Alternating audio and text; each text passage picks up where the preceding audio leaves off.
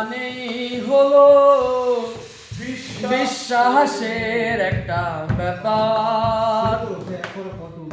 সারাক্ষণ চেষ্টা করি ছেঁড়া শতবার বার জোড়ার। ভাবনার ঘরে ভাবি তোমাতে আমাতে আমি, ভাবনার ঘরে ভাবি তোমাতে আমাতে আমি। আসলে তোমাতে তুমি, আমি তো আমার বিশ্বাসের একটা ব্যাপার।